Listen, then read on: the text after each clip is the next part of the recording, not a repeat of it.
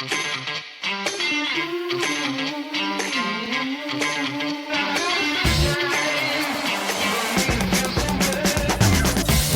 to episode 52 of the Mile 20 podcast where epic shit happens. My name is Lori and I'm here with my bestie, Laura. And we are here going to talk to you today about the Presidential Traverse. What's the Presidential Traverse, Lori? Is that a race? No, when you start... What? We're not going to talk about a race today? We're not. We are talking about a backpacking adventure. Yeah, baby. This one was awesome. You know, you got to diversify from time to time. It can't always be about running. I absolutely loved this trip, and I cannot wait to share it. I did. You loved that last day so much? No, but but a trip, a multi-day trip is not defined by one day or a couple of hours. That's true. So, or a few miles. Yes, we have a lot of really funny things that happened and some scary stuff that happened during this weekend. So, yes, for sure. Yes. So Laura, what's your epic week update like? It's a lot of hard consonants there. Katie. So yeah, my epic week update. I have a hole in my nose. Oh shit! Well, that's quite. That's something. Yeah, literally, I have a hole in my nose. When are you going to have this surgery? Yeah, well, let me explain what it is. I have a nasal perforation inside of my nose. So essentially, in the middle of my cartilage, the doctor was able to take a light, and he could see light through the middle of my nose to the other side of my nose, through the center. That's not normal. No, and so for those of you who have been avid listeners, every once in a while you might hear me talking, and it sounds like I'm like kind of taking in like a breath through my nose. It's because I can't breathe literally out of the right side of my nostril for months. And back in 2011, 2012, I had a deviated septum that it failed, and I got surgery, fixed it. And then all of a sudden, the past couple of months, I'd just been experiencing like breathing issues again in that same side of my nose. I'm like, I bet this surgery failed. Went to the ears, nose, throat doctor the other day, and he's like, you got a hole in your nose. Oh, jeez.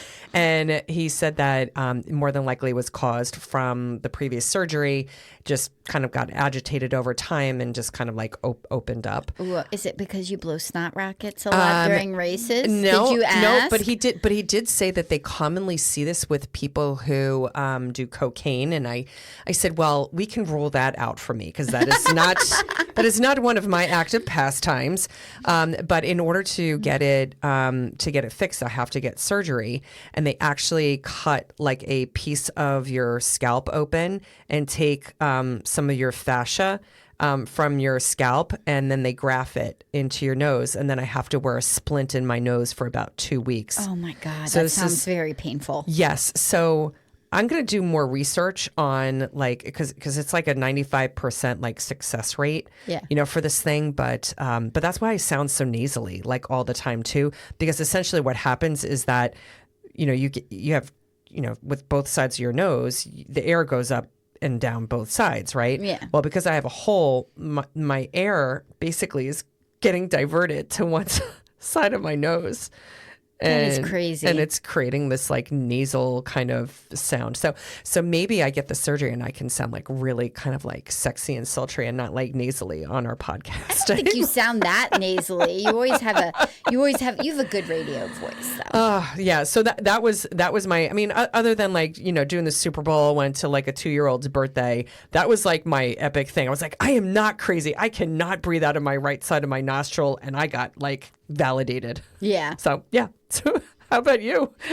I had a very lovely weekend. Yes, it sounded like it. Yeah, I spent a lot of it with Maggie and Connor. Why? What were you doing? Wedding venues, shopping. Yay. So we were touring. We toured 3 different venues. That's fun. With one potential, so that was fun. That's fun. Went to my dad's for the Super Bowl, and the whole family was there, so it was really great. The DJ and Mari came in from the city. Oh, nice. Very Maggie nice. And Connor were there, except for Ella, because Ella was at school enjoying the Super Bowl. But And then today, I also spent more time in Ticketmaster hell. Oh, yeah. You and Ticketmaster are no bueno lately. I am so over Ticketmaster. There has to be a better way. Like, we are too smart of a race to be dealing with this fucking bullshit. What are you dealing with? Noah Khan. Maggie and I have seen Noah Khan where I used to. Maggie was 6 times. I'm 7. I mean, I'm 5 because her dad took her for the first time. She actually was going to see George Ezra and stumbled across Noah Khan. And then it became an intentional thing where she and I went to every Noah Khan concert. And I mean, like, at the Foundry where there's like 50 other people in the room with us. Yeah, you had like, I mean, you even had like VIP tickets at some point, right? And like met him, like, you know. Yes, we met him. We have a picture with him. One of the concerts, there was so few people there, he actually sang the whole concert looking at Maggie. Yeah. I actually kept looking around like, who the hell is he looking at? And I'm like, oh, he's definitely staring at Maggie, which he now later has gone on social media and says that he actually does at every concert. He'll fixate on somebody and he just sings because it makes him feel comfortable. I don't think he does it anymore. But when he was in the small venues, that's just what he did. Yeah, that's interesting. So fast forward now. He's big. Now he's big. Now you can go into like Target and you're shopping. You're like, oh, I'm hearing Noah Khan over the sound speaker, you know? And he's announcing a stadium tour. And of course, you do the artist pre-sale. And I think the lowest one I was like 15,000 because you go into a queue. For a pre-sale. So that's not going to even be all the tickets. For the Nationals was my lowest one. And, you know, by the time you got there was nothing left. And then he's trying to make it so bots don't get it and so they don't price gouge. However, Ticketmaster has no control over StubHub, SeatGeek, and all of these places. Mm-hmm. So even though Ticketmaster is saying that you can only resale for face value, that doesn't apply. Even though they're Ticketmaster tickets, StubHub can resell Ticketmaster tickets at whatever price the owner dictates. And we both experienced this like with Harry Styles too. Oh yeah. You know, like that was a couple weeks ago. So this is like your, you know. I'm just so over it. I did Bruno Mars tickets, which that wasn't quite as bad. And then I fought for the Harry Styles. That was a 3-day process to get those tickets, which I wound up getting on StubHub because somebody resold at a normal price and I happened to be on there to see it. But dude, like this is this new like thing, like that this is like so like hard to get tickets. And like you and I were talking about it earlier, it's like, is this like kind of like the after effect of like, you know, like Taylor Swift and like, and not that this is Taylor Swift's like issue, right? But just how hard it was to get tickets to her concerts. Yeah. And now it's like a thing now. Like I just, it's crazy. What was crazy to me is, so I put in, because we're in the Philadelphia area, I put in for pre-sale for New York, Philly, and DC, because those are close, right? Yeah, they're all doable. So I was following all 3 of my cues, and obviously DC was the least amount, so I was following that one the closest. But then, like, about 15 minutes into the sale, I'm like, I'm curious, because this is what I did with Harry Styles and got good tickets. I'm like, has anything cropped up on StubHub yet? Because maybe somebody's willing to sell for face value or just a little bit more. $1,000. I went into the Queens, New York. There were tickets after 18 minutes of these tickets being on sale. There, almost every section of that stadium had tickets on resale. The cheapest you could get was maybe $700 or $400 way up in the nosebleeds, and his pit tickets. They were like you were showing like are $500. Yeah. So why am I going to spend $400 for nosebleeds? Yeah. It's criminal. And it's affecting your fans, and like, I almost don't even want to see people live anymore. But this is what it's going to be like. But the problem is that people pay it. People pay it. How can that many people be paying $1,200, $1,100 on the lower bowl of these outside stadiums? Well, the thing is, like, people are paying it. People are paying it up front. So that's why they're getting the people who are like, I have to get a ticket. But it'll be interesting, like a couple days before the concert, like what is still available. And because I would imagine, and this is not to like puke puke on? Like whatever. It's not to go and like trash on Noah Khan. Oh, but no, chances are no. there will be tickets like still available. I mean, they have that at the Super Bowl, and like the ticket prices like plunge. Yeah. They absolutely plunge. So it's like it's one of those things where it's like you want to have the safeguard of having a ticket if you really want to go to the concert, but chances are there'll be stuff that's available at the nth hour. But that's the suck part, is that you go there and you just don't know.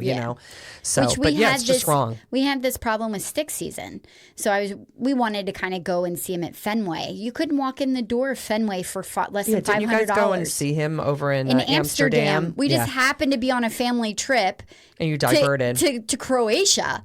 And I'm like, oh my gosh, I can get us tickets for like 150 euros to go see him with great seats in Amsterdam. Yeah. I'm like, and the flights were $100 each. I'm like, that's a no-brainer. It was cheaper than going. It was way cheaper. Seeing it here. So Anyway, I'm sorry that you're because our friend Julie has been experiencing the same thing, as well, trying to get tickets. So it's an unfortunate state of affairs, but hopefully it will go and like right itself at some point in time. But so. I don't know.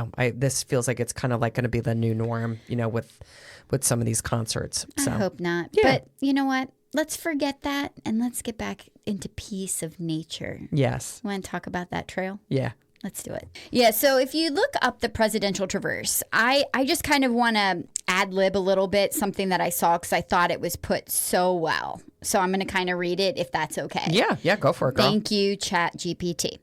It is the premier challenging adventure that rewards hikers with 360-degree views from over 14 miles of exposed above tree-line ridgeline, spanning 18 to 23 miles and 8,000 to 9,000 feet of elevation gain. It offers an ultimate test of endurance featuring multiple 4,000-foot peaks and dramatic alpine scenery. And I would say that was spot on. So that I is felt like spot on. Reading it was better than I could No communicate hallucination that. going on there with ChatGPT. That was spot on. Yeah. Yes. I feel like we were, I can't remember if it was you or me, but it was probably me because I deep dive on shit. And I was Googling, beautiful backpacking trips because after the Teton Crest Trail, I was like, I need something else. Right. Like, I just want to do that again.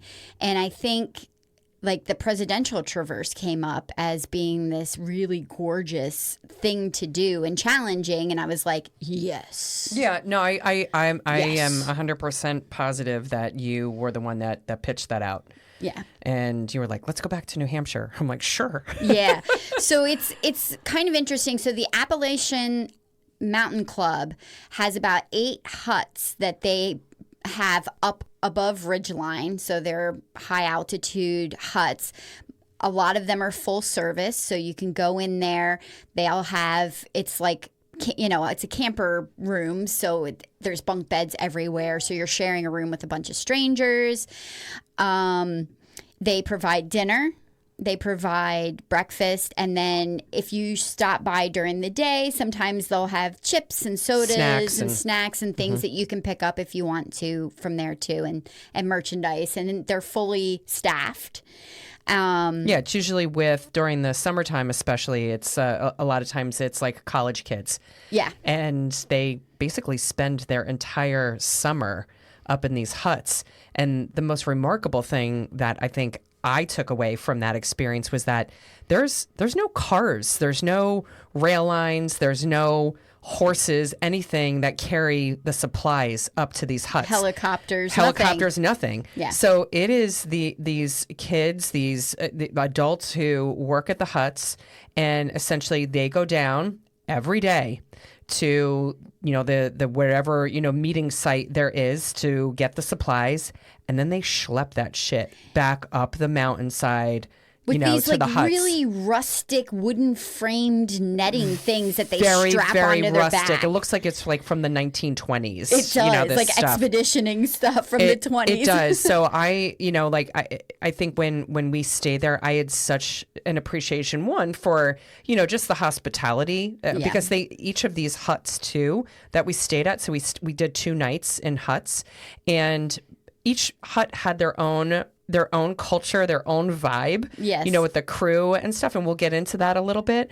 But, just I felt like that hut was like going to the huts was just an experience unto itself. Yes. Much less on top of everything else we did with the hiking. Yeah, So, it was really cool. It was different. Now, if you are interested and you Google this and this looks like something that you're interested in, we did make reservations like up to a year to 6 months in advance. So it's something you do have to plan for. They do hold, I think, a few spots available or bunks for people that are doing the Appalachian Trail, because the Appalachian Trail does kind of overlap in spots. Yeah, with the Presidential Traverse. So, but you can't go up there for like what we did and just do the Presidential Traverse and expect to have a spot. You need to go ahead and make reservations in advance. Yes, totally agree. And highly recommend doing the hut system. Yeah. So we got up there. I can't remember what days of the week we were there, but I think we went up the night before we actually started. We did. And we stayed at the Mountain View Grand Hotel. Oh, that was such a beautiful hotel. Yes. Very historic. Yes, it's on the historic hotels site. So you can go on there and take a peek. And it is grand. It is grand. In fact, they had a beautiful front porch. I remember they had horses and llamas. Do you remember? Yes. They had llamas. Didn't they bring a llama up? They brought a llama up on the front porch, yes. And it was kind of like a little thing for people and kids to interact with the llamas. And they actually had like a shearing hut where they like shear the llamas and stuff, for their hair. And yeah. I don't know. It was just really, really well done. And that place, I'm just looking at the notes here. The place opened up in 1866, so it definitely had a lot of kind of Victorian architecture and like really old feel to it. Yeah, it's kind of got an interesting history. So there was a family, I don't think it's actually the Dodges, like of the car Dodge, but there was a family with the last name of Dodge that had set up a farmhouse there. And for some reason, they would wind up having stranded stagecoach people that they would have to start putting up. So I guess they did this for about a year and then decided to open the Mountain View Inn. I think it was a Mountain View Inn. They started a small inn and then it blossomed into this huge thing. It was in the Dodge family for like 114 years and they finally sold the property in like 79. Wow. But it's a shame that it's not still in the family, but it is wonderful and they've remodeled it. And I think the last remodel was, I don't know, early 2000s maybe. It's just wonderfully done. It is. The bar was beautiful. The bar was beautiful. Like and it's funny because we just talked a couple of weeks ago about going to Jekyll Island. Yes. And we stayed in a resort very similar in nature, like just kind of feel to this place.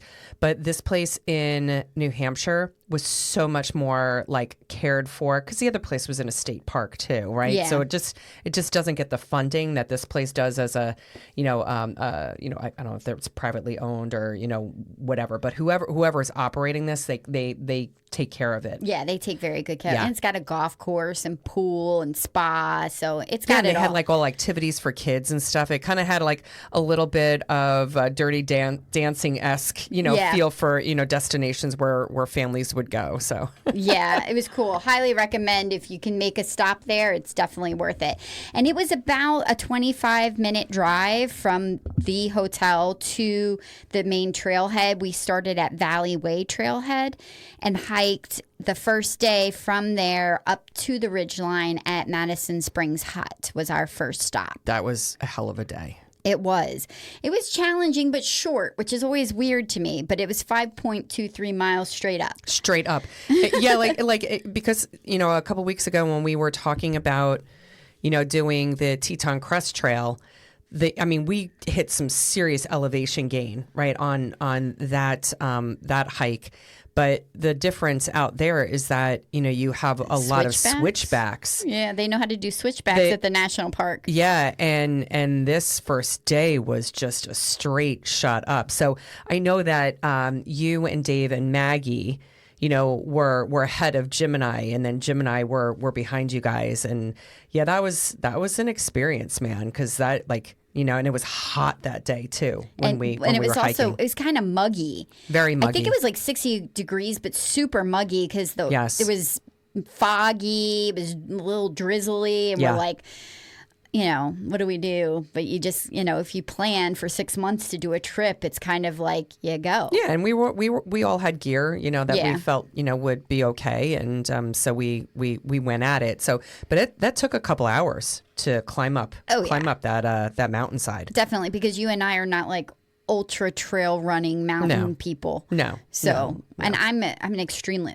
I hike like I run. Slow. Slow and steady. But man, I get to the top of the hill. I finish the race and I get to the top of the hill. I don't know. It's so bad. Maggie's a speed demon. Maggie was with us on this, and we had our hubbies. So it was a really fun little adventure. Now, the one thing that got me, because, everything that we read about the White Mountains is, that it has some of the most extreme weather in North America, like this side of the Mississippi, right? Like extreme weather, like conditions.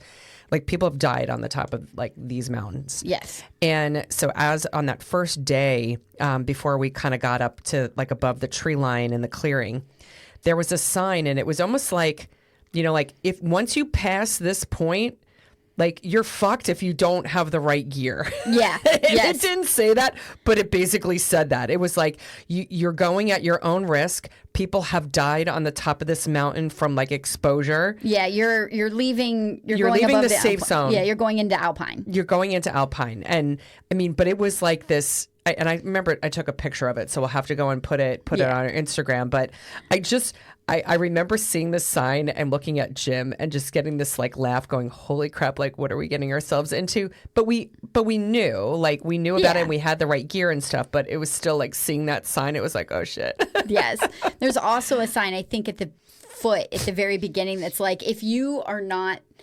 athletically trained, or this trail is too much for you, do not attempt to do this trail. Yeah. No, I totally agree. What's really nice too about this particular trail and doing a hut to hut is that you don't have to backpack with quite as much gear. Agreed. You don't have to bring a tent. You do have to bring a sleeping bag. Yes. Because you don't want to touch that stuff. What do you mean touch what stuff?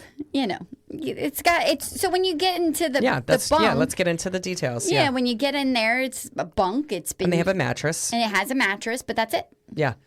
And there's no cover on the mattress or anything, and people have used it, and dirty hikers have been on it. And dirty hikers have been on it, and so forth. Yes. So, and this was in 2021. Yes. And so so there was still it was very clean. Don't get me wrong. It was very, very clean. There was nothing dirty about it. But you still you're not going to carry like bed sheets and linens in your freaking like backpack. So you're going to go and take your sleeping bag and put it on top of the mattress. And your camping pillow. And your camping pillow or, something else to go. You don't need to probably bring like any cookware unless you plan on cooking lunch. All you need to do is pack sandwiches for your couple of days that you're out there and some snacks.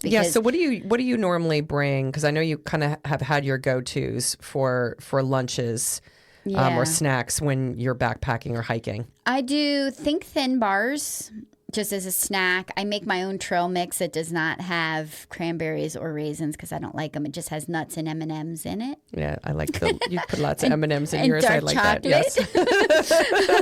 Yes. Go-Go squeezes. I love when hiking because I feel like it's such a good burst of sugar if you need a little oomph. And then I usually try to pack an apple. They're a little big and bulky, but I love having a fresh apple out on the trail. And I do hike my core out because we leave no trace. And I do Uncrustables. Yeah. That's my jam. I like to have an Uncrustable and all 3 days. They get a little funky by day 3, but they're still good. Yeah, I've had challenges with having a gluten allergy. Yeah, and bet. So everything you just like mentioned, a lot of that I can't go and eat. So I actually like to go and pack the foil bags of tuna fish. Yeah. And like ones that already have like it's already like seasoned. So those sometimes, because, it gives you like some good protein. I have made my own peanut butter and jelly sandwiches. So I can't do the Uncrustables. But then got introduced to, and this has been a more recent ad, But Bobo bars, Yes. that we got introduced to in Alaska. Love Bobo bars. I like the oatmeal ones and the coconut ones. Those are my favorite. Is that Shauna? And yes, Shauna in Alaska. And we'll talk about that in a couple hot episodes. Couple months. Yeah. But yeah, so those are some of the things that I bring, and I do like a trail mix or stuff like that. So, and then sometimes I would like to pack something that's like a little sweet, like a little snack. Like I think when we did the Teton Crest Trail, I think I brought like some Swedish fish with me. Yeah. Because that was just like a nice like little pick me up. I didn't eat a lot of them, but as I was like getting up in elevation and stuff, and it was like, oh, I'm gonna treat myself right now. So yeah. We also packed our little craftinis with our nips as well, so we could have cocktails in the evening. We did. We had our cocktails on the presidential traverse, and then you and I. So I think a couple of episodes ago we mentioned that when we did the Teton Crest Trail, you brought your your camping seat with you. Yes, and I didn't have one. I went and bought one because I was so jealous of the fact that you had that seat, when we were, out west. So I actually brought mine with me. Did you regret carrying the extra weight? I did not regret carrying it because, it's so lightweight. I think it's like less than 5 pounds. It's like a pound or two, maybe. Yeah, maybe. And and like every night, when we got to the hut, we went and put our chairs out and sat outside and had a cocktail. Yeah, had a cocktail. So it was really nice. Circling back to the huts. Yeah. They do not have showers. But Right. they do have running water, so they have sinks and they have toilets. Yeah, you can clean your face and brush your teeth. And, yeah, yes. and they have potable water and things that you and can they pick did up there have as well. a men's bathroom and a women's bathroom. It's Yes. shared bathrooms, but like gender separated. But we're all sleeping in the same rooms anyway. Yes. Yeah. But they do so we hiked that day, got up above the ridgeline, kind of got checked in, dropped all of our stuff off, picked our bunks, and then I think we decided to go ahead and tag summit Mount Madison, which was actually right behind the hut. Yes. Which we did have some nice views on that first day. We did. Yeah. Yeah. That was really, really nice to do that. And that was like a nice little climb Yes. from the hut. That wasn't just like, oh, just walk down the trail and there's the summit. It was a little bit of an investment. And we were trying to figure out when the sun was setting too, to make sure that we weren't kind of out Coming there down. when it was dark. Yeah. Cause it's very, very, very rugged and very rocky. Yes. Very rocky. So my husband's, one of his business partners, Bob, who he's an ultra marathoner, ice climber, crazy cyclist. He's very extremist. fit. Not extremist. He does extreme sports. Yes. He's pretty badass. Yes. And he's a very nice guy. But his daughter Bailey was working at one of the huts. So coincidentally, he's like, "Oh, you guys are going to go do that? I'm going to meet you up at Madison."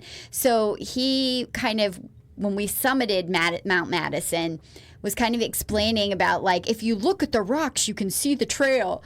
And I can just remember, for the next 2 days, I'm like, I can't see the trail. Yeah, I can't see it. Because normal, not normal, but most trails that you're on, it's like a dirt trail, right? And it's cut, got foliage on either right, side. and Yeah. it's very evident. But because of the terrain at the above the alpine, it's all rock. Yeah. So you actually, the trail, you look for the worn spots on the rocks, or you look for the cairns, right? Yeah. So these, you want to explain what a cairn is? Hey, go for it.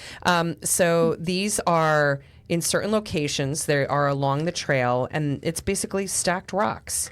Yes. And and it basically, if you're not finding a cairn, within proximity, you might be off the trail. Yeah. I would say they were probably anywhere between 15 and 20 feet apart. Yeah. Which was fine on the first day. Yeah. Got a little bit dicier the second day.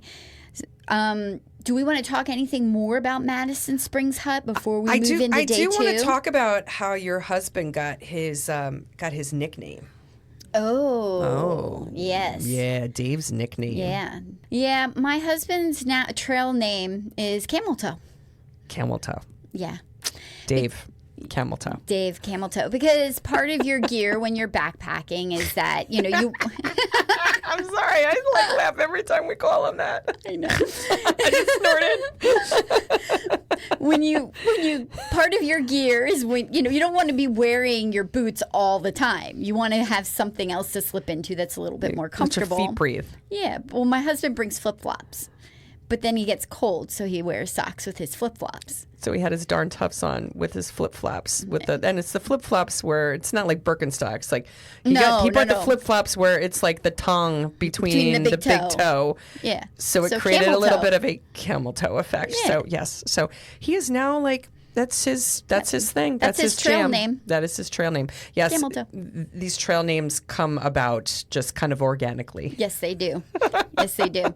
And so that carried with us. Yes. For the 3 days we were up there. Yes, yes. And I recall the dinner the first night because we ate dinner at the place, which is done like community style. So yeah, you like sit down family style. Yeah, yes. family style. You sit down at they have dinner at 6 p.m. every night sharp. Yes, they ring a bell so that everybody knows. Yeah, and I felt like there was a sufficient amount of food. Having a gluten allergy, I did not. Now, I didn't get to eat every single thing that you all ate, but it was very, very clear in terms of like what was gluten free, what I could and couldn't eat. They had some substitute things for me as well. Yeah.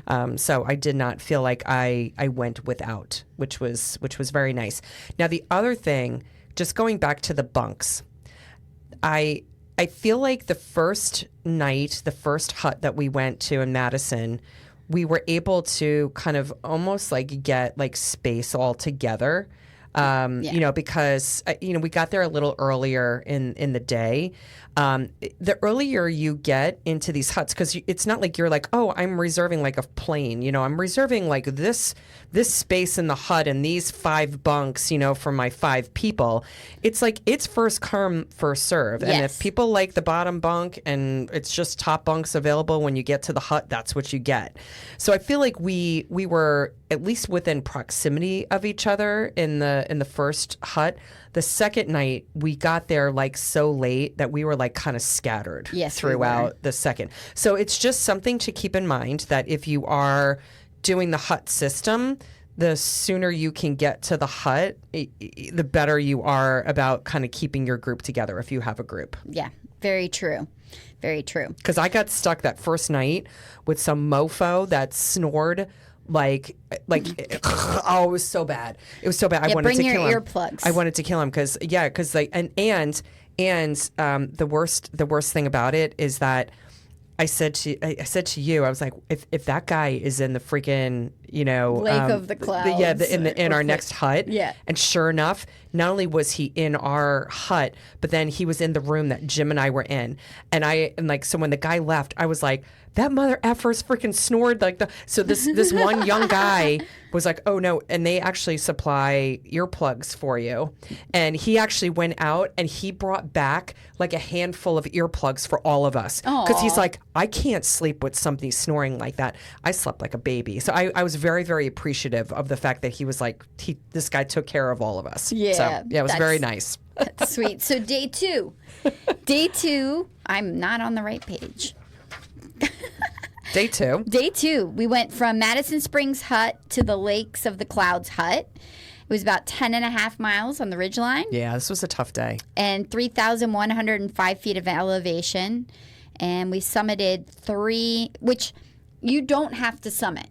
Let me put that out there. Yeah. Part of the Presidential Traverse Challenge is to summit these mountains, but there are actual workarounds where you can go around the mountains. You can experience the mountains without summiting. Yeah, it is peaks. possible. Yes. But this day brought us a summit of Mount Adams, Mount Jefferson, and Mount Washington, which I just can only imagine how beautiful those summits could have been.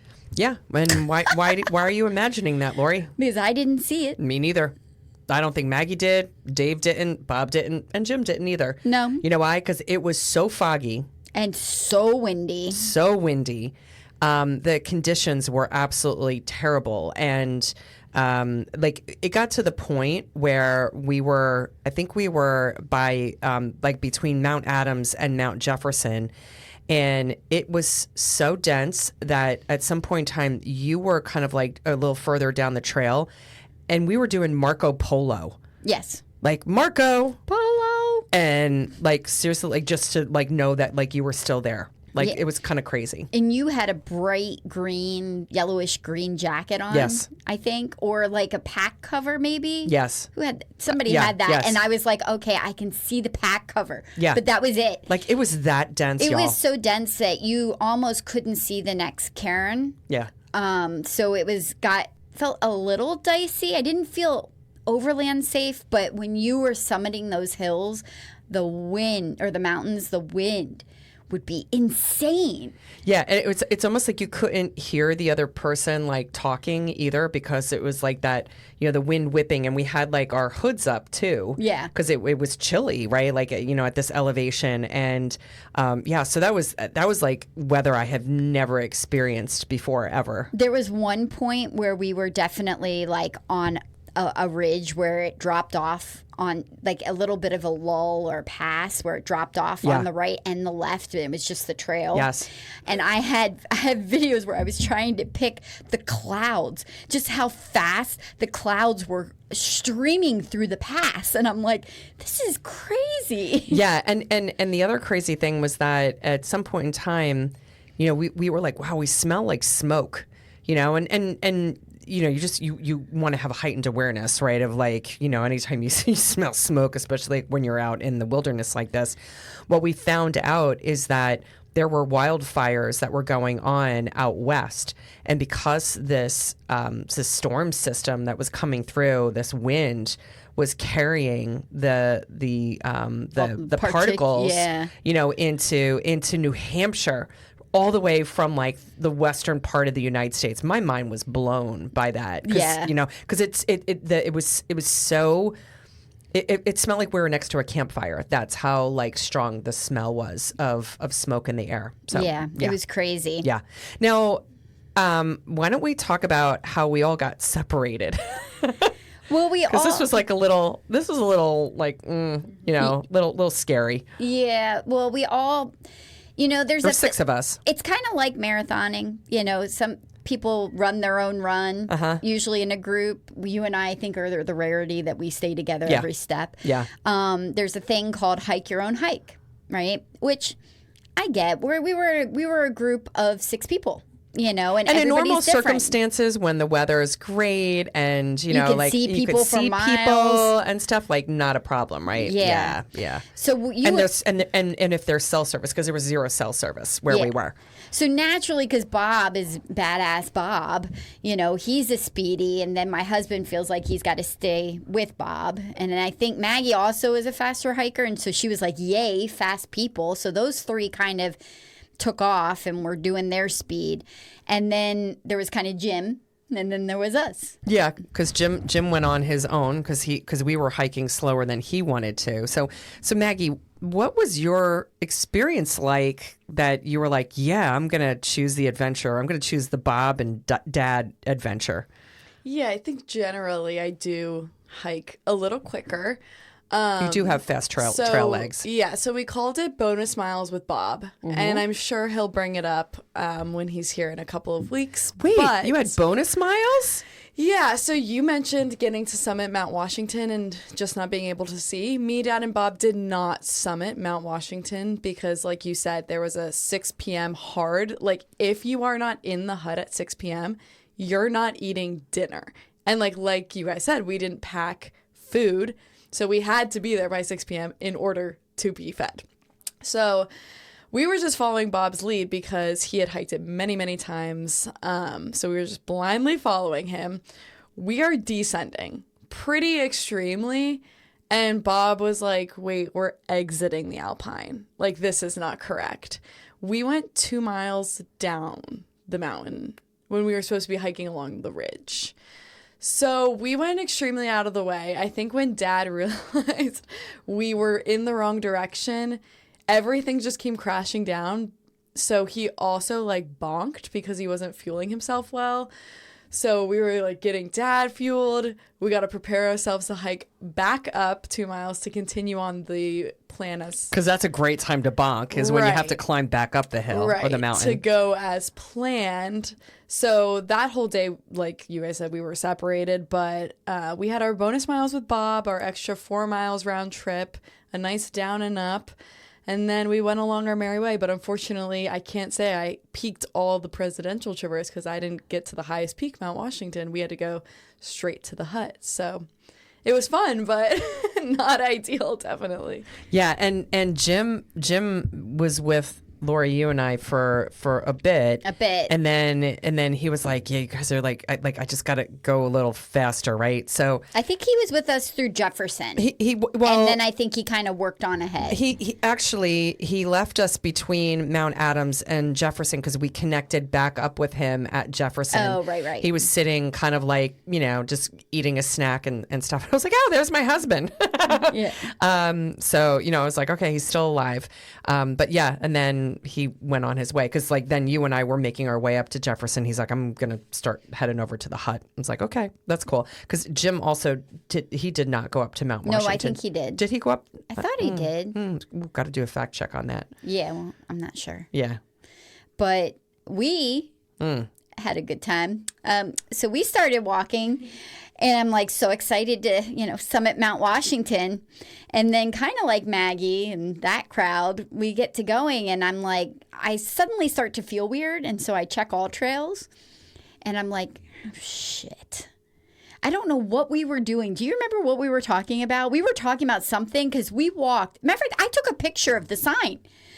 Didn't I? I know. Yes, you did. I took a picture of the sign. Because they had the cog. Cog train, yes. The cog train. There's a cog train that goes up. Like people can take. You can get up Mount Washington 3 different ways. Yeah. Right. You can do what we did and climb up the freaking thing, backpack up it, and get to the top by foot. You can drive up in your car. So there's actually a road that goes up to the top of Mount Washington. I hate those bumper stickers, yes, by the way. And you can see the bumper stickers that says, my car climbed Mount Washington at, what is it, 6,000 something I'm feet, like, well, right? my feet did that. Right. I do the same thing every time I see that bumper sticker. Or you can park your car at a certain point and then take a cog train that basically runs on rails and it runs up to the mountainside as well. Yeah. So we saw the cog train and people were on the train and stuff. And, seeing backpackers, they're like, ooh, like, so we're taking pictures and stuff. And well, if I remember correctly, I'm staring at the sign, waiting for the cog train to get right in the right. That has the arrow to where Mount Washington is. It says Mount Washington to the left, but I'm waiting for the cog train to get right into the middle of my frame. This was the greatest thing because then you take the picture and then we kept going straight. Yeah. We did not go to the left and follow the sign that we were just standing in front of for like freaking 20 minutes. I know. I was like, what the hell? We kept going straight. So we get like a half mile down and then the we're trail. Like, wait, Mount Washington is to our left. Like, where is the trail? And we're like, we missed it. I'm like, Laura. And she just looked at me like, Lori. No. What ended up happening is we realized, right? Okay, all right, we missed the mountain. We missed the trail, and like Mount Washington is the tallest of all of them, right? I think, and so you're like, should we go? Should we say? Because at that point in time, it's starting to get later in the day, and as Maggie said, 6 o'clock cutoff, like we're not getting any dinner, right? And we knew that there was some bad weather that was also coming in, and potentially, yeah. And we wanted to get ahead of that. But you're standing there and debating. I was like, fucking Lori, like, just turn around. Let's go climb up the hill because I was like, 1, I don't ever want to hear you bitch that like we went all the way here and you didn't get to go and climb the mountain. Which and I would. And I was like, and 2, I was like, I don't think I'm doing this again. Yeah, you're like, I don't want us to leave this mountain range and for you to be like, I've got to go back and climb Mount Washington. I was like, done. Turn around. So instead of going up, like what was probably like an easier trail, like you and I, dude, we scaled these freaking rocks with our backpacks on. Like we scaled rocks. There was a lot of rock scaling. We scaled rocks that were like bigger than us. Yeah. Like There that was was some- was some crazy. stuff. But then what happened when we got to the top, people? We survived. We got to the top of Mount Washington. We climbed it with our 2 legs. Yes, our 2 legs. Our 2 legs. We get or up 4 there. legs actually between the 2 of us. yes. But 4 legs. But They have a lovely sign, Summit, Mount Washington Summit, with like the elevation. 60, I think it's 6188 Yeah. is the feet of elevation. And we're like, yes. iconic sign. Iconic sign. No view because it's foggy. Everywhere you look, we're in the clouds. And there is a girl full on makeup taking selfies. She's the only one in line in front of us to get a picture with this sign. And take selfies. And taking selfies. And taking selfies. Probably for a guy to go good 15 minutes, taking selfies of herself, every which way. And I appreciate somebody who likes a good picture of themselves. But we're standing there with our backpacks and our trekking poles. And looking really nasty. To the point where I said, excuse me, we just want a really quick picture with the summit. Because we have to go hike to we still have another 3 miles to go before we go in for the night. Can we just get a picture real fast? I do believe we took a mocking picture of pretending we were doing Instagram stuff, kissy face and stuff. I think it's important for those who don't hike to realize that in those situations, just be aware of your surroundings, because there are people that are physically taxed and they're trying to get that picture too. And I promise you, they will be out of your way in about 60 seconds. Yeah. And you can take all the time in the world to take that picture. Matter of fact, you could have asked us to take a picture. I'd have been happy to take a picture for you. So we could get your ass moving. So that you can move along. Yeah.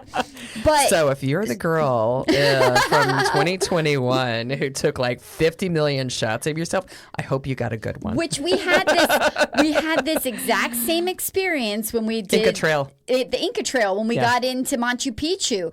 We'd been on the trail, we had walked there, and then all of a sudden it's like the culture shock. Yeah. Being back in society, and yes. you're like, what? All the women with makeup and taking Instagram photos heels. and stuff, and yeah. So that created a moment, epic moment in my life. Just never forget it. So Mount Washington, though, yes, is pretty cool. And the reason why so many people have bumper stickers about their car climbing it, I'd like that about my feet climbing it, is because it is the highest peak east of the Mississippi. Yeah. Which is cool. But there's also some other things. Yeah. They highest wind speed on the planet for about 60 years was recorded on Mount Washington back in 1934 at 231 miles per hour. 231 miles an hour. So yeah. I'm just thinking about the other day doing our 1 mile a day running at a minimum, right? And I was experiencing 40-mile-an-hour gusts, right? And I felt and it was cold. I felt like my eyeballs were going to freeze in my head. Yeah. I can't imagine 231 miles an hour. No, that's insane. It's insane. As a matter of fact, it's one of the highest speeds of wind recorded outside of tornado. That was just a natural speed. That was not a storm. So outside of tornadoes and hurricanes, it is the fastest, but it may not still be the fastest, but at one time it was. Yeah. And again, because you're in the mountains, the weather can change so drastically, very, very quickly. So so we took our picture really, really quick, and then we made our way back down those boulders. They have a lovely visitor center up there. Beautiful visitor center. Where you can grab snacks, water, bathrooms. I believe we that. grabbed a snack and we got a bathroom break and then made our way. They had, if I remember correctly, they had the TV on with the radar. Yes. And that's when we saw the storm coming. We were like, oh shit! And we were in the Teton Crest Trail, and that lightning storm and hail was so fresh from the year before. Well, because it was only a couple months prior. It was almost a year. Yeah, it was less than a year. Less than a year. It was less than a year. 6 months prior. That we were like, oh, hell no. That's not happening twice. And, so and we it were wasn't just okay. light green. It was yellow and red, yellows, and we were like, we need to go now. Yep. So, so we hiked pretty damn fast from Mount Washington to the next hut. So the Lakes of the Clouds hut. Yes. Well, that's a mouthful. Which is super cool. And I think would have been absolutely spectacular had we had, no clouds. I totally agree. I think we would have had such a beautiful view there. And this hut was the hut where Bob's daughter Bailey worked at. Yeah, so it was kind of fun having like an inn with an employee that was part of the crew. And just in case anybody is wondering, Lori and I made it for dinner. Yes, we did. And then we're sitting there and I'm like, where's my family? Because they took off hours ago. Yeah. I have not seen my family in hours. Because Jim got there first. Yeah. And then we got there and then we were like, where's Maggie, Bob, and Dave? And I started panicking. Yes. And I'm like, okay, don't panic. Because at the time too, okay. Nobody had like an inReach, so. Oh, I had an inReach, but I had it. No, they didn't have it. None of them had it, No. right? So we had no way of like tracking them like physically. No, zero cell service up there. So it was very, very alarming. So there's some lessons to be learned about Maggie and Dave, well, mostly my husband's journey. When you're doing an adventure like this, it's important to treat it almost like a marathon or any other endurance sports that you're doing. Fuel. Make sure you're taking something every hour. I know you may not be hungry. I know it's beautiful. I know you're caught up in what's going on around you, but you need to fuel every hour. Yeah, especially because you're burning calories that your body, especially when you're climbing. Yeah. And when you're in higher altitude, your body burns calories differently as well. This is the one time when you're backpacking, you can just go crazy with the snackies. Whatever you want. You know why I love backpacking? Because I eat a bunch of stuff and I feel like super skinny coming off of the mountain every time. Because I'm always burning way more calories than I'm consuming. Like backpacking skinny is the best. It is the best. I need it. I didn't get it in 2025 and I'm very upset. I usually make it part of my thing to do one backpacking trip and it did not happen and I'm pissed.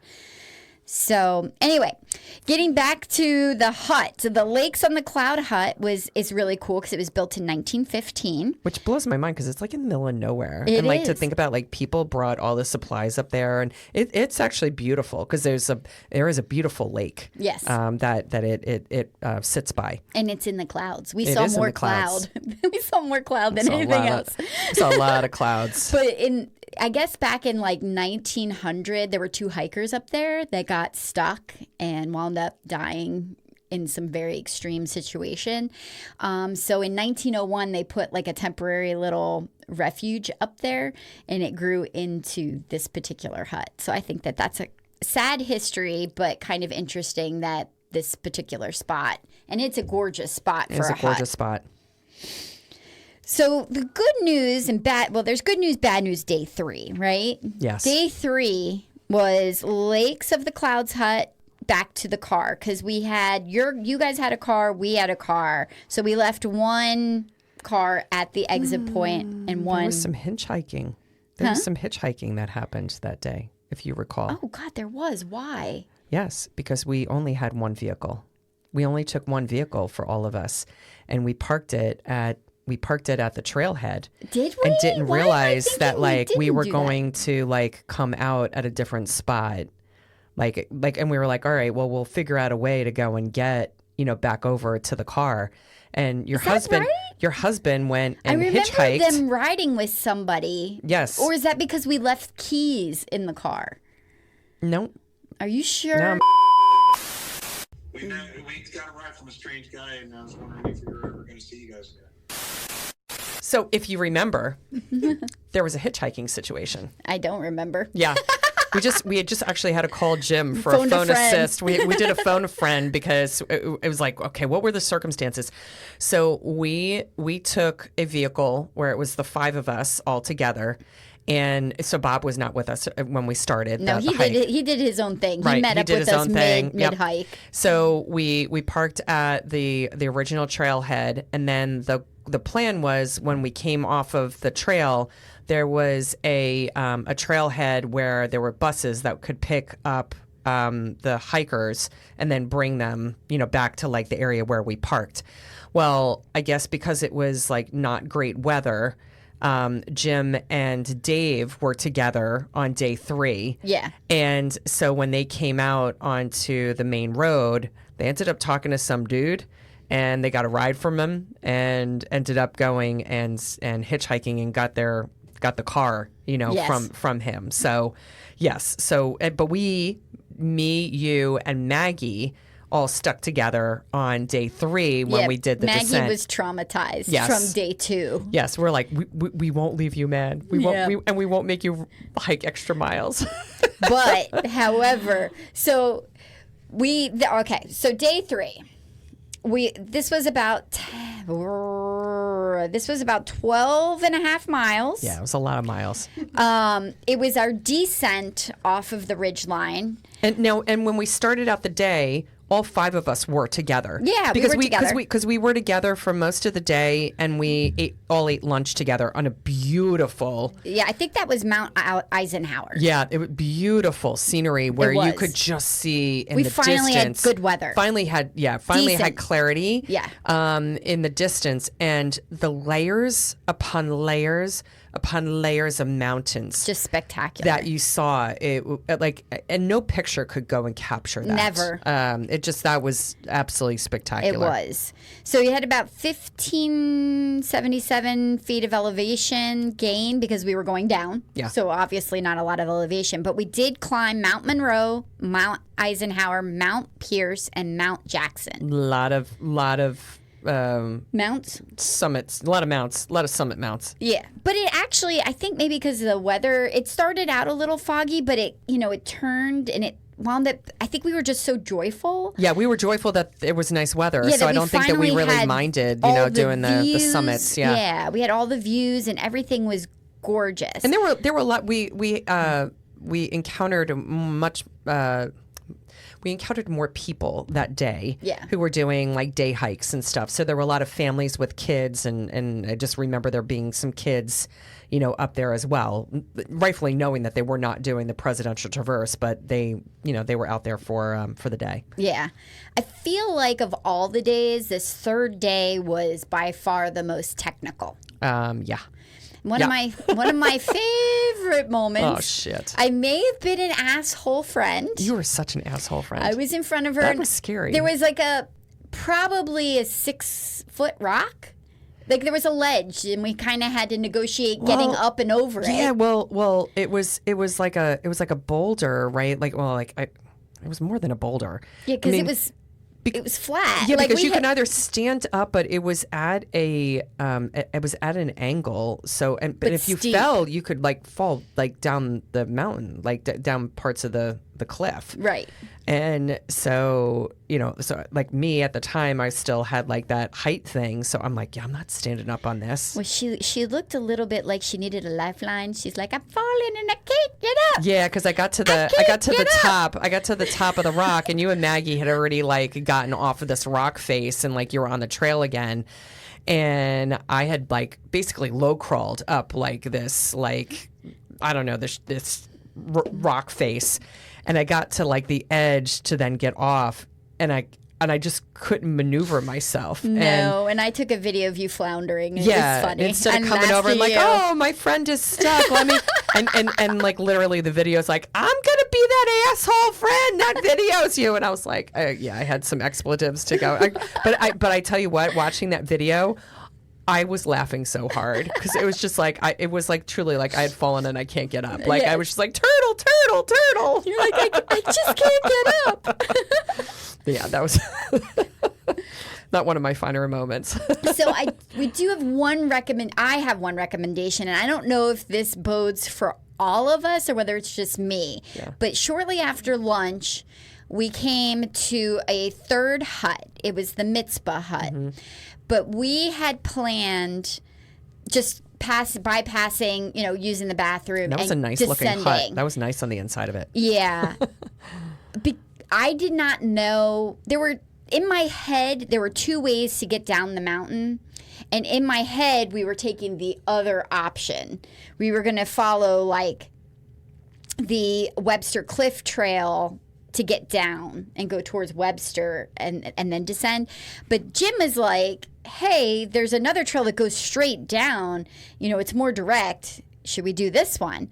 And, I trust your husband that he's done his homework and he's looking. And I'm like, okay, sure, let's do that one. Oh, boy.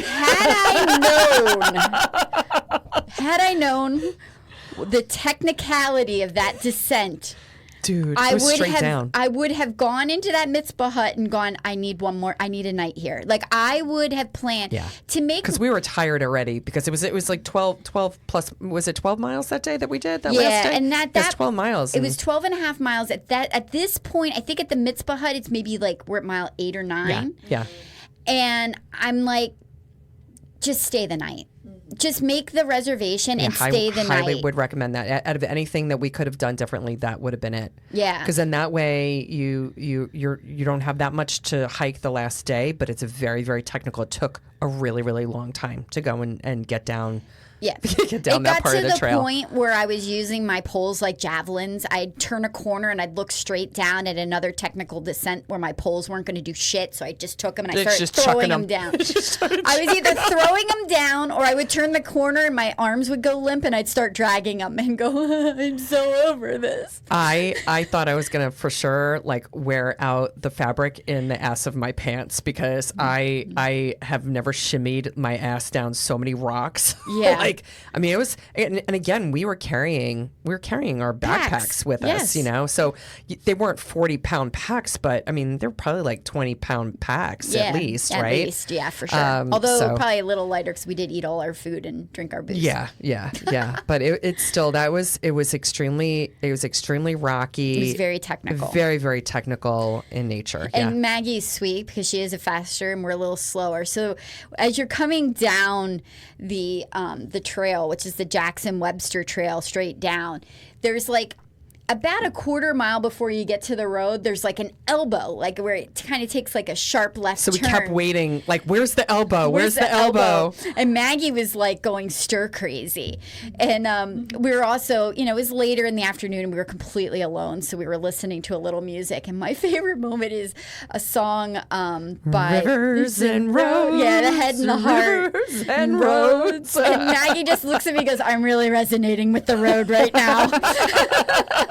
I've never like usually when you go backpacking, right, you want to get as far away from the road as possible, right? Yeah. And like you want to be in nature. I have never looked more forward to a road than I did during that portion of that hike. Agreed. And I cannot tell you. So we hit that elbow and Maggie was fucking gone. She like flew down that like last Peace half out, mile. Girl Scouts, I'm out of here. Yeah. She completely did. I'm like, how on earth does she even do that? Her fast feet.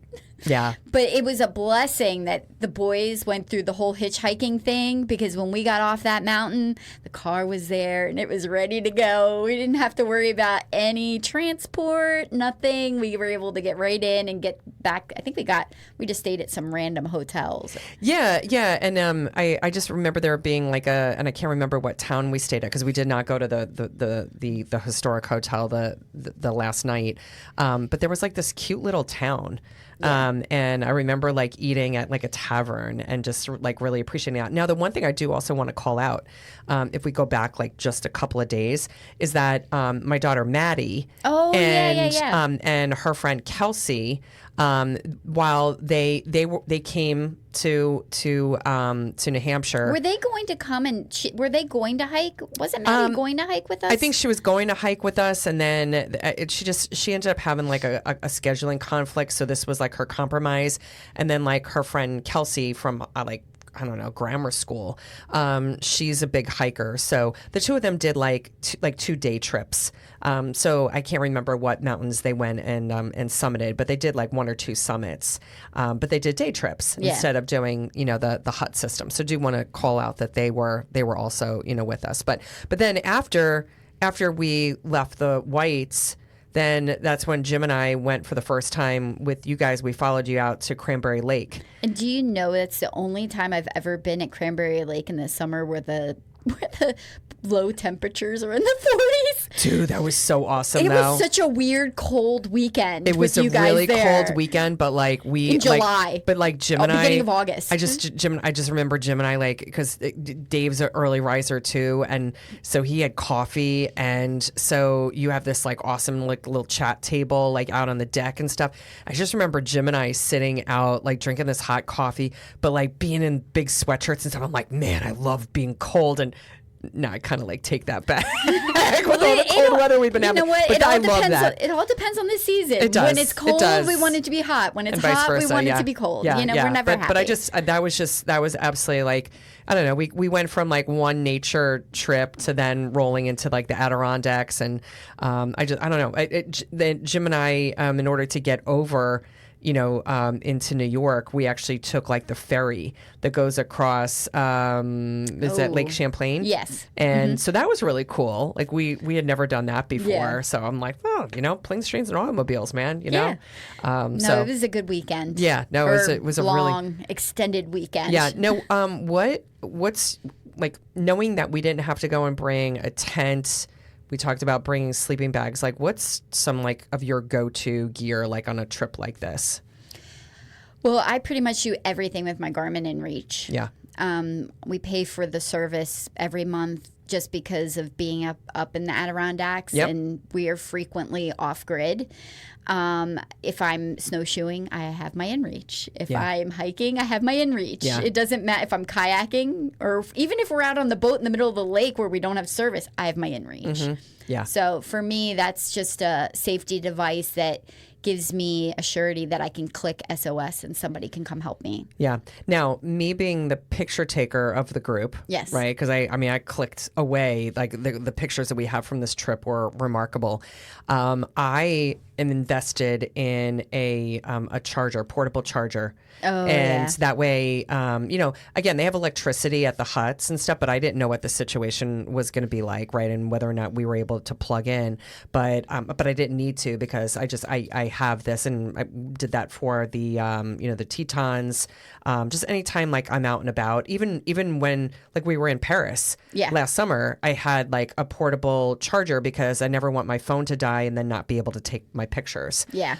So that's something that I have really invested in, for I have traveling. a solid. It's an Anchor. Yeah. And it's just amazing. Like I know I can be out for 4 days and charge my phone, my watch, my Apple Watch, and like my InReach. Those three things, I can keep them charged for 4 days with that thing. Yeah. And it is amazing. Yeah, so definitely, if you're an avid traveler, if you're a backpacker, just definitely making the investment in that as well as an InReach, because that would have been super helpful if Dave or Maggie Actually, had one of those when the night that they were kind of like out and about. They actually have really cool now walkie-talkies. You told me about that. That are really small and very lightweight that I have, kind of flitting in the back of my head for the next time that there's a big group adventure. Yeah. To make sure that we have two, because I wish I would have had them for Tina, and I wish I would have had them for you guys. When Yeah. you were separated. So again, we are not professional backpackers, but no. But we try to go and be as safe as possible. But you know what? You're gonna have mishaps, and you got to roll with the punches. But then just always just how do you continue to just make sure that everybody's safe. And so we've had our ups and downs with stuff like that. Yeah, but it's all good. Yeah. So next week? Next week, this coming weekend. Oh yeah, this weekend. This coming weekend, I'm looking so forward to getting the hell south of here. here. We're going to Texas. I can't wait to go to Buc-ee's. We're going to go to Austin, Texas, and we are running the Austin Marathon on Sunday. God help us. God help us, because we've today was warmer. We I think it was over 30 degrees today here in the Philadelphia area, but we've been sustaining very, very cold temperatures. Okay, I have a shout out for listeners. Yeah. Because you guys helped us out with the rain jacket situation. You hooked us up with some good stuff. I need somebody to please tell me how you run distance in the winter when it's -6. How do you keep fluids in your body? Because I've seen people running with stainless steel thermoses. I'm like, well, that's not I actually bought don't know about I bought that. an insulated Nathan water bottle. Have not used it yet, but I read a bunch when I was like doing all my like gear stuff. But I would actually you put it in your handheld thing? So they actually recommend you putting it inside of your jacket and keeping it close to your body. Yeah. Yeah. So that way then it doesn't like freeze externally, but it is insulated. It has But like then a you have to double layer. unzip your jacket, Agreed. which is freaking Agreed. It is cold, not and pull it optimal. out. It's not optimal. Anyway, needless to say, Yeah. we have not run any mileage since Nothing big January mileage. 18th. Yeah. Yeah. Yeah. Don't do And it's not like we didn't have the Don't do time. what It we was do, just like kids. it's just like, dude, like I'm not running out and like I'm not doing a 12 miler in minus 16-degree temperature. Like No, that's it feels stupid. That's unsafe. Yeah, very very unsafe. So we chose safety over getting the mileage, but I think that the thing that I'm very interested in seeing how the weather kind of plays itself out. It's supposed to be in the high 40s when we start, but then a high of 70 degrees that day. So let's just hope that like it just doesn't get like too hot, like too fast. or the sun just stays It's supposed to be sunny. politely away. Oh no, it's supposed to be sunny all day long. So that's okay. Although I really want the sun, I just don't want it while I'm running. Yeah, I'm going to pack some sunscreen, man, because this body is like freaking milky white. Yeah. It's been a long winter. Yeah, so being that we're running the Austin Marathon this coming weekend, next week, we will do a fresh recap. We'll be fresh off of finishing that. And this will be marathon number 70 for the two of us. Whoop, whoop. 70. Are we even going to stop at 100? So this will be mile 70. So, folks, we greatly appreciate you hanging with us this week, hearing about our backpacking adventure. Hopefully, maybe we're planting a bug for some of you that, you might be a runner or just an avid traveler and you're like, wow, I've never tried, backpacking. You don't have to go overnight. You can go and experience these places, especially the Presidential Traverse, like in day trips, like my daughter did, and, totally safe, and, you could still go and experience nature in that regard. Please make sure you check us out on our socials. We're going to have pictures on our Instagram, our Facebook from this trip. And, some of the pictures are quite memorable. So Yes. definitely go and check us out. Now, I'd hate for Maggie to post the picture of you struggling to get up the hill. oh, that would be so mean. So mean. So Lori and I, we're going to have a good time in Austin. And now for all of the rest of you, go make mile 20 your bitch this week. Peace out.